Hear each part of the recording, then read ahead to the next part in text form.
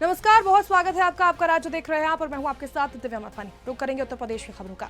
उत्तर प्रदेश के फर्रुखाबाद की एक निजी नर्सिंग होम में तीसरी मंजिल पर चल रहे एनआईसीयू पर कार्रवाई की तैयारी की गई है। बता दें, झांसी मेडिकल कॉलेज में आग से नवजातों की मौत के बाद निदेशालय ने ऊपरी मंजिलों पर आईसीयू और एनआईसीयू पर रोक लगाई थी।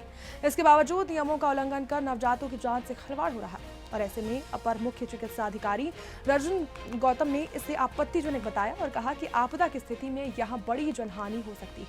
उन्होंने स्पष्ट किया है कि आदेशों की अवहेलना करने वाले नर्सिंग होम संचालकों पर सख्त कार्रवाई होगी। तो वहीं स्वास्थ्य विभाग की चुप्पी पर भी बड़े सवाल उठ रहे हैं।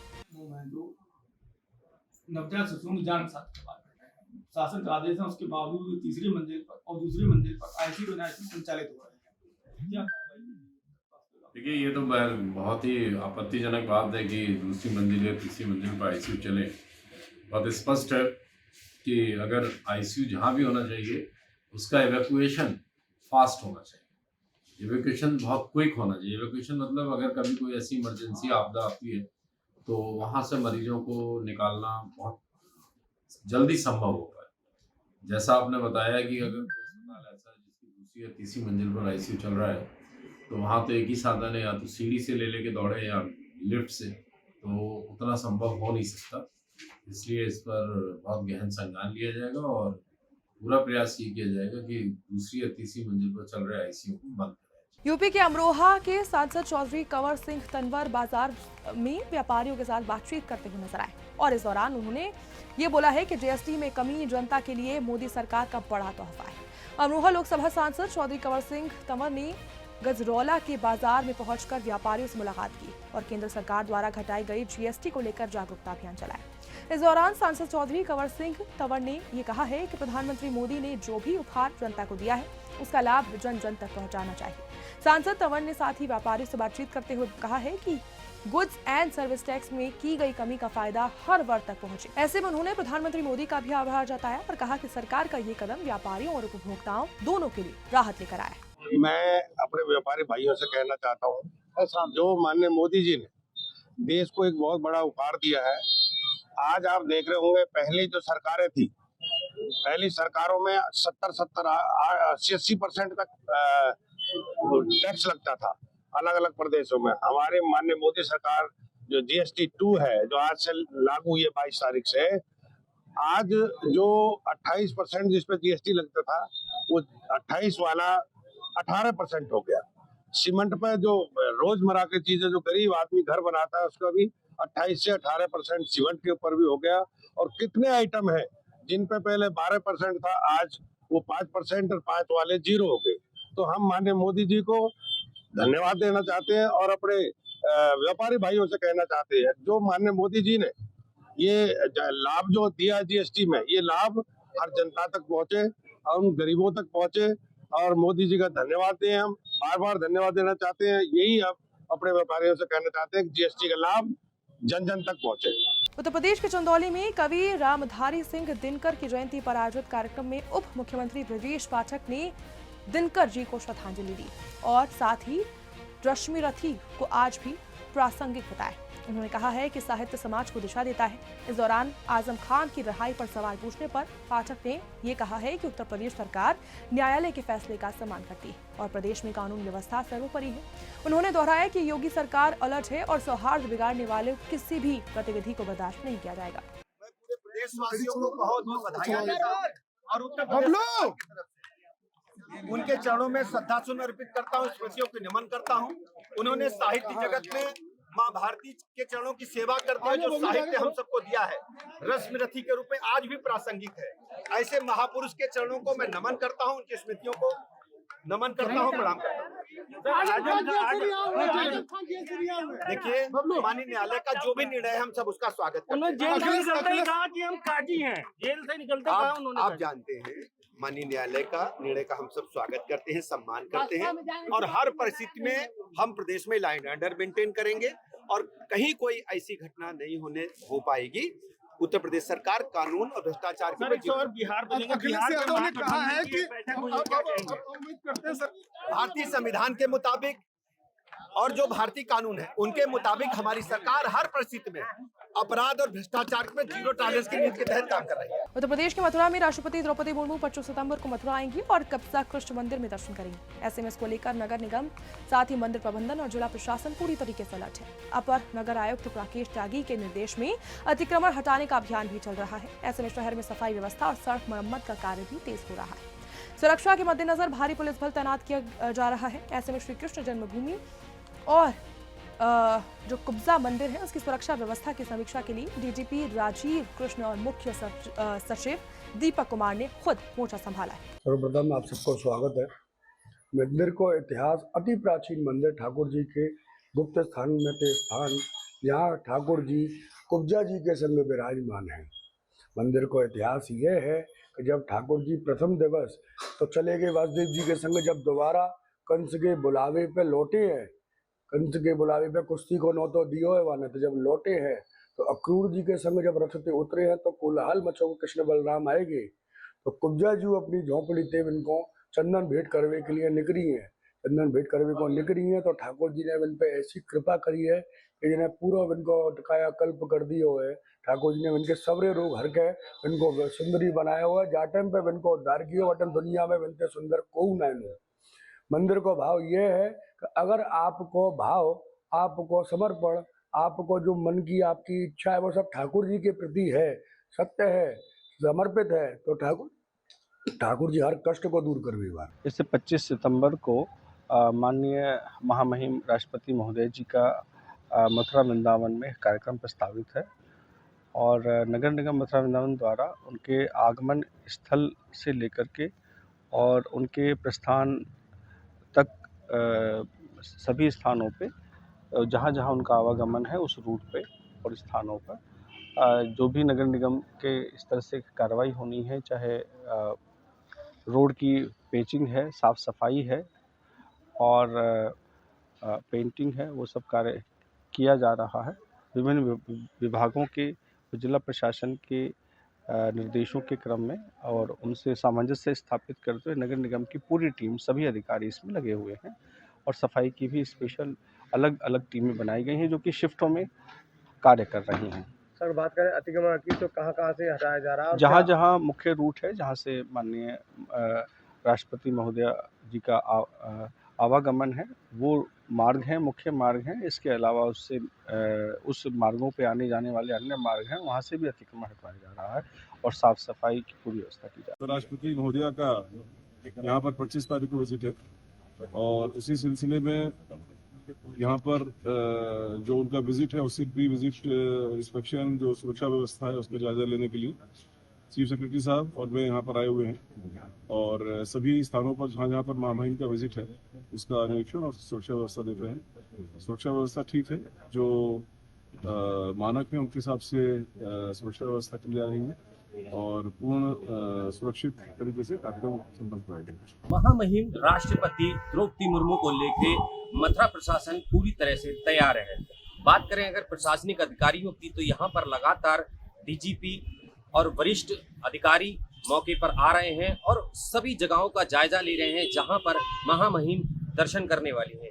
मंदिर प्रबंधक द्वारा बताया गया है कि महामहिम यहां आएंगी और उनकी यहां आने की जो व्यवस्थाएं हैं वो सारी कर ली गई हैं। वहीं नगर निगम द्वारा अतिक्रमण हटाया जा रहा है। सुरक्षा व्यवस्था की बात करें तो डीजीपी ने यहाँ जन्मभूमि का निरीक्षण किया है, हाल ही में वृंदावन का निरीक्षण किया है।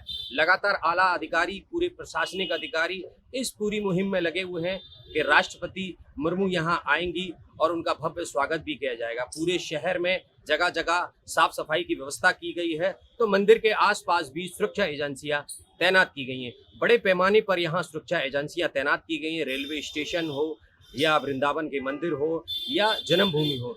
बताया जा रहा है कि द्रौपदी मुर्मू जी वृंदावन पहले उतरेंगी और उसके बाद वहां दर्शन करेंगी, कुब्जा मंदिर भी आएंगी, जन्मभूमि जाएंगी, उसके बाद वो मथुरा जंक्शन से दिल्ली वापस रवाना होंगी। इस सारी व्यवस्थाओं को लेकर लगातार प्रशासन पूरी तरह सतर्क है। मोहन प्रसाद मीना, सुदर्शन न्यूज, मथुरा। यूपी के ललितपुर में मिशन शक्ति अभियान के तहत BL फाइनल वर्ष की छात्रा मुस्कान राठौर को एक दिन के लिए जिले की पुलिस अधीक्षक बनाया गया है। मुस्कान ने पुलिस ऑफिस का निरीक्षण किया है और गूगल मीट के माध्यम से सभी थाना प्रभारियों से संवाद किया। उन्होंने महिला सुरक्षा, अपराध नियंत्रण और यातायात व्यवस्था पर भी निर्देश दिए। जिनमें सुनवाई कर शिकायतों को गंभीरता से लिया गया और जिले के सभी थानों में छात्राओं को एक दिन का प्रभारी बनाया गया है। यह अभियान छात्राओं में आत्मविश्वास बढ़ाने और पुलिसिंग को समझाने की दिशा में एक सराहनीय पहल मानी जा रही है। एसपी बन के अच्छा लगा, आज सिर्फ एक दिन के लिए बने, अच्छा लगा बनने के बाद। यह किस तरह के मामले आए, क्या दिशा निर्देश आपके द्वारा दिए गए हैं, थोड़ा सा अपने बारे में अभी बताइए। कौन सी क्लास की छात्रा किस स्कूल में पढ़ती है? मेरा नाम है मुस्कान राठौर, एनएमपी कॉलेज से पढ़ रहे हैं, बीए फाइनल कर रहे हैं। आज यहाँ किस तरह के मामले आए हैं? अभी इधर आए हैं, कई मामले आए हैं, शादी वगैरह के आए हैं। शादी के बाद डिवोर्स होने के बाद किसी का मतलब पति ने डिवोर्स दे दिया, उसको दूसरे से शादी करनी, इस टाइप के कुछ मामले आए हैं। और पैसों के बारे में भी कुछ कई मामले आए हैं मंडी के वहाँ से। जी, तो क्या किस प्रकार के दिशा निर्देश आपने अर्थव्यवस्था को दिए हैं? अब बस यही है कि करेंगे ये लोग, मतलब हम लोग। एक दिन का मिशन शक्ति के तहत आपको एसपी बनाया गया है, कैसा महसूस कर रही हैं? क्या मैसेज देना चाहेंगी और लड़कियों के लिए? यही देना चाहेंगे कि अगर कोई भी दिक्कत हो तो खुल के अपनी बात रखें, खुल के अपनी बात बोलें, किसी से डरना नहीं है। यदि आप मान लो भविष्य में एसपी बनती हैं तो आपके दिमाग में क्या चल रहा है कि किस तरह से परिवर्तन चाहती है पुलिस में? बस इसी यही चाहते कि अच्छे से सबकी सुनवाई हो, सबके काम अच्छे से हो, जो मतलब रिपोर्ट वगैरह लिखाने आते हैं उनका काम हो। वैसे क्या इच्छा है, क्या बनना चाहती हैं? अभी तो हम पढ़ाई कर रहे हैं, पुलिस ही बनना है। यूपी के आजमगढ़ में के कप्तानगंज थाना क्षेत्र में पुलिस ने एक शातिर चोर को गिरफ्तार कर चोरी की 4 वारदातों का पर्दाफाश किया है। आरोपी के पास से 2 मोटरसाइकिल, आभूषण, नकदी और एक अवैध तमंचा बरामद हुए। पुलिस को इसकी सूचना मिली थी कि एक युवक चोरी की बाइक पर घूम रहा है और ऐसे में घेराबंदी कर उसे पकड़ा गया है। पूछताछ में उसने जनवरी से अगस्त तक की कई वारदातें कबूल की। बता दें कि आरोपी पर पहले से भी 4 मुकदमे दर्ज हैं। पुलिस अधीक्षक के निर्देश में ये कार्रवाई की गई। आरोपी से और भी जानकारी जुटाई जा रही। थाना कप्तानगंज के अंतर्गत एक चोर को गिरफ्तार किया गया है। इसके पास से 2 मोटरसाइकिल, 1 जोड़ी पायल, 2,500 रुपये की बरामदगी की गई है। ये 4 चोरी घटनाओं को खारिज कर चुका है, जिसमें से 1 कोतवाली से मोटरसाइकिल, कंदरापुर से मोटरसाइकिल का 2 चोरी, जिसमें कप्तानगंज और कंदरापुर से चोरी कर चुका है। इससे पूछताछ की गई तो उसमें अन्य गिरोह के सदस्यों के भी नाम प्रकाश में आए हैं, जिनकी संबंध में गिरफ्तारी के लिए टीम गठित कर दी गई है। उनकी गिरफ्तारी भी जल्द से जल्द सुनिश्चित की जाए। उत्तर प्रदेश के रायबरेली में पूर्व भाजपा जिलाध्यक्ष दिलीप यादव पर धोखाधड़ी का आरोप लगाया। पंडित विजय बहादुर सिंह ने जिलाधिकारी हर्षिता माथुर को शिकायत देकर आरोप लगाया कि दिलीप यादव ने फर्जी आदेश के जरिए गांव सभा की 5 बीघा जमीन अपनी मां के नाम करवाई है। शिकायत के साथ दस्तावेज भी सौंपे गए हैं। ऐसे में डीएम ने गंभीरता से लेते हुए इस मामले में तत्काल जांच के आदेश दिए। मामला राजनीतिक चर्चाओं का विषय भी बना हुआ है और सभी की नजरें जांच रिपोर्ट पर टिकी और सत्य क्या है ये जांच के बाद ही सामने आएगा। मामला ये है कि हमारे यहाँ के पूर्व भाजपा के जिला अध्यक्ष दिलीप यादव हमारी ग्राम सभा की ऊसर की भूमि को 5 बीघे अपने मां के नाम करा लिया, जो कि वो आदेश दिखा रहे हैं। अब लेखागार में कोई ऐसा आदेश उनके मां के नाम नहीं हुआ। हमने जो है सारे दस्तावेज निकाला तो उसमें उनके नाम का कोई आर्डर, कोई उप जिलाधिकारी का कोई ऐसा आदेश नहीं पाया गया, जो मुझे नकल दी गई है अब लेखागार से। इस मामले में जब एसडीएम सदर से आपने शिकायत की तो एसडीएम सदर ने ये कहा कि ऐसा है, इसकी हम छानबीन करके इस पे ऊपर हम तत्काल कार्यवाही करेंगे। आज डीएम साहब से मिले, डीएम साहब ने भी यही कहा कि हम इसका दस्तावेज पुनः जांच करा के हम इन दोषियों के खिलाफ कार्रवाई करेंगे। उत्तर प्रदेश के फर्रुखाबाद में टेम्पो चालक पुष्पेंद्र यादव की गोली मारकर हत्या कर दी गई। बता दें मृतक का शव खून से लथपथ टेम्पो में मिला है, जिसके बाद ग्रामीणों ने पुलिस को इसकी सूचना दी। घटनास्थल पर पुलिस अधीक्षक आरती सिंह, साथ ही डॉग स्क्वाड और फॉरेंसिक टीम पहुंची। शुरुआती जांच में सामने आया है कि टेम्पो को बुक कर ले जाया गया और साथ ही सुनसान जगह पर हत्या की गई। हत्यारों की तलाश अभी जारी है। वहीं एसपी ने कहा है कि जल्द गिरफ्तारी होगी और दोषियों पर सख्त कार्रवाई की जाएगी। हत्या की वजह अब तक स्पष्ट नहीं है और जांच तेजी से अभी चल रही है। आज दिनांक 23/9/2025 को थाना क्षेत्र नवाबगंज में पुलिस को एक सूचना प्राप्त हुआ, जिसमें कि यह बताया गया कि एक ऑटो चालक का गोली मार के हत्या कर दी गई है। तत्पश्चात पुलिस मौके पे आती है, सीन ऑफ क्राइम को सिक्योर करती है। फील्ड यूनिट भी आकर जो भी एविडेंस है वो कलेक्ट कर रही है। जो अभियुक्त जो मृतक है उसकी शिनाख्त पुष्पेंद्र यादव सन ऑफ कुमारपाल उम्र 26 वर्ष, जो कि थाना क्षेत्र मऊ दरवाजा का रहने वाला है। अभियुक्त की गिरफ्तारी के लिए टीमें लगा दी गई हैं और परिजनों से तहरीर प्राप्त करके इसमें मुकदमा पंजीकृत किया जा रहा है। जल्द ही गिरफ्तारी करके इसमें कठोरतम कार्रवाई की जाएगी। उत्तर प्रदेश के संभल जिले में एक स्कूली शिक्षिका पर स्कूटी सवार युवक ने एसिड अटैक कर दिया है। घटना नखासा थाना क्षेत्र में उस वक्त हुई जब शिक्षिका स्कूल से लौट रही थी। 30% झुलसी पीड़िता की हालत अभी गंभीर है। शोर सुनकर एक बुजुर्ग ने उसे बचाया है और घर पहुंचाया है। तो उसके बाद उसे जिला अस्पताल में भर्ती कराया गया।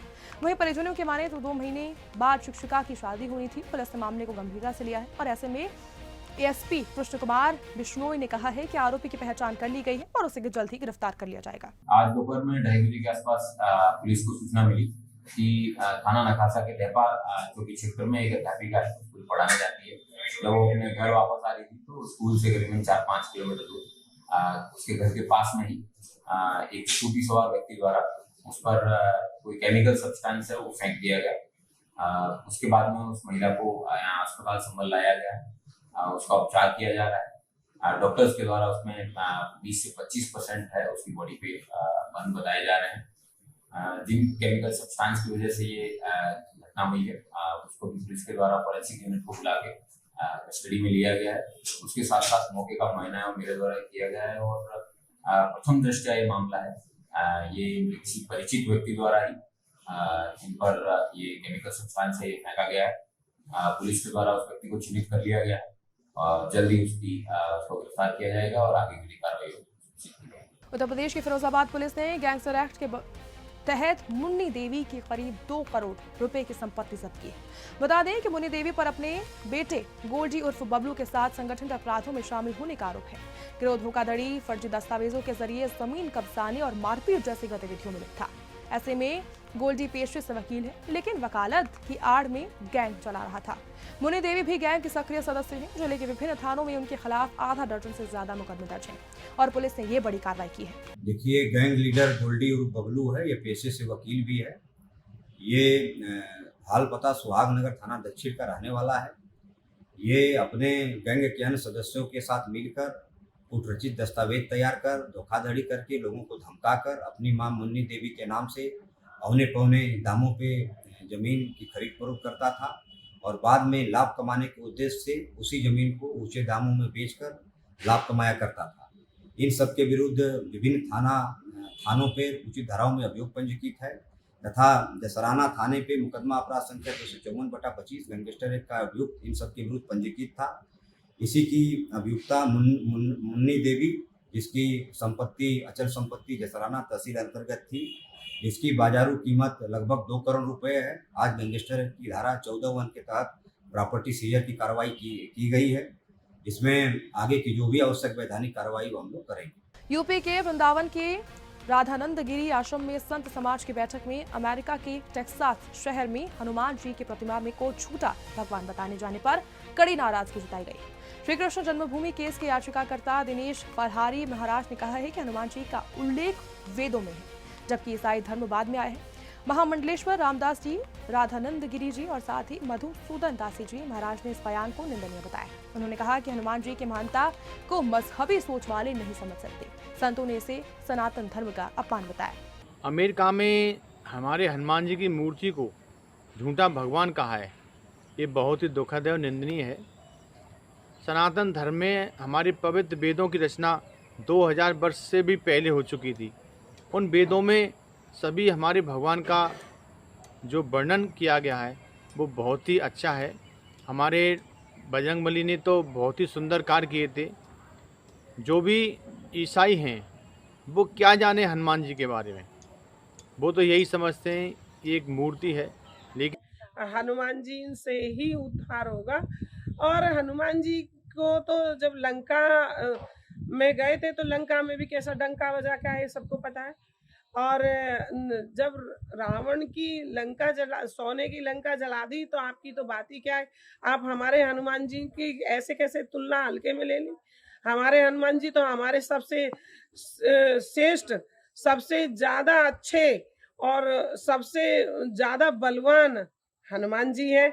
और आपने ऐसे कैसे गलत है कि लंकिनी ही जानती है कि एक घूसे में रावण ने भी क्या कर दिया था, वमन कर दिया था रक्त का। तो जो लंका अपनी पूंछ के एक रोम से जलाने वाले और उनकी पूंछ तक न जली, तो आप उनके बारे में क्या बोल सकते हैं, क्योंकि आप तो उस मार्ग के ही नहीं हैं, उस धर्म के ही नहीं हैं। आप जब भारत आएंगे और सनातन की ध्वजा देखेंगे, जब हनुमान टेकरी पे हनुमान जी को देखेंगे अयोध्या में रक्षा करते हुए, जहाँ प्रयागराज में देखेंगे लेटे हुए हनुमान, जहाँ पूरे विश्व के साधु संत नमन करते हैं, तो ये सनातन संस्कृति के सर्वोच्च पद पर अगर कोई है तो वो एक ही देवता माना गया है जो सबसे मिलाता है, वो श्री हनुमान जी महाराज। क्योंकि ये रुद्र देह तजी नेह बस बानर भय हनुमान। आप वृंदावन बिहारी जी आएंगे ना तो चश्मा भी बंदर ही ले जाता, क्योंकि वो जानता है कि भगवान के सामने ये आडंबर ना चलेंगे। अपने नैनों से मिलो जो नैन परमात्मा ने दिए हैं। ये सूरदास और तुलसीदास जैसे हनुमान जी। उत्तर प्रदेश के बरेली के भोजपुरा क्षेत्र में एक मुस्लिम युवक एहसान ने अपनी पहचान छिपाकर शेर पंजाब नाम से ढाबा खोलकर रखा था, जहां भोलेनाथ की तस्वीर लगाकर लोगों को भ्रमित किया जा रहा था। और ऐसे में हल्द्वानी से आए बजरंग दल कार्यकर्ताओं को पीटीएम भुगतान करने के समय संचालक का असली नाम पता चला। विरोध के बाद पुलिस ने ढाबा संचालक को हिरासत में ले लिया और मौके पर हंगामा हुआ, जिसके बाद पुलिस ने ढाबे से भगवान शिव की तस्वीरें और बोर्ड हटवा दिए। और ऐसे में पूरे मामले में पुलिस अब जांच कर रही है और शांति बनाए रखने के लोगों से भी अपील कर रही है। यूपी के महावन तहसील के अंतर्गत ग्राम किशनपुर के निवासियों ने प्रशासन के खिलाफ नारेबाजी करते हुए विरोध प्रदर्शन किया। बता दें कि किशनपुर में सन 1984 में अब तक किशनपुर से नगला, भभू और साथ ही खानपुर के लिए जा रही रास्ता अभी तक नहीं बन पाया। ग्रामीणों ने बताया कि क्षेत्र के विधायक पीडब्ल्यूडी विभाग एवं मंडी समिति ने आंखें मूंद ली। सन 1984 नाम मात्र के लिए इस सड़क पर गिट्टियां बिछाई गई, लेकिन आज तक डामर भी नहीं डाला गया। वहीं ग्रामीणों ने तेज इसको लेकर तंज कसा है और लापरवाही की घोर निंदा भी की। मैं किशनपुर को 100% आंध रहा हूँ, खेत पे आता हूँ तो पटक लगाते हैं, क्योंकि दिक्कत ना डंडा दी चल तू। ये जो रास्ता के लिए आप खड़े हो, हाँ, कौन हाँ। सा रास्ता है, कहाँ से कहाँ तक जा रहा है? ये बम्मू नारा गए हुए है किशनपुर से। अच्छा, कितनी लंबाई है इसकी? भैया 1 किलोमीटर हो, 1.25 किलोमीटर हो। ना 10 कब से नहीं बनाया है? भैया जी 40 साल है। सन 84 में मिट्टी डरी है जब से ना बनो जी। किसी ने नहीं सुनी। हाँ। क्षेत्रीय विधायक कौन ने कह लई और वोट मांग में आता का जब कहते हैं हाथ जोड़ जोड़ के कह लई, कोई ना सुन, कोई ना सुन। कहीं आपने पत्राचार वगैरह, लेटर वगैरह डाले हैं? क्यों जगह डाले नहीं सुनता कोई ना सुन। तो विधायक थे पूर्ण प्रकाश से कह लई और बात पहले मतलब जो है यहाँ विधायक राजकुमार भाई विनती कह लई, कोई ना सुनते। कितने वर्षों से खराब है? सन 84 में इंदिरा गांधी मरी गए जब कोई डरी भैया ये मट्टी, जब ते आज तक ना है। 16 साल और 25 साल 41 साल है। और फिलहाल आपका राज्य में बस इतना ही। देश दुनिया की तमाम खबरों के लिए देखते रहिए सुदर्शन न्यूज़। जय हिंद।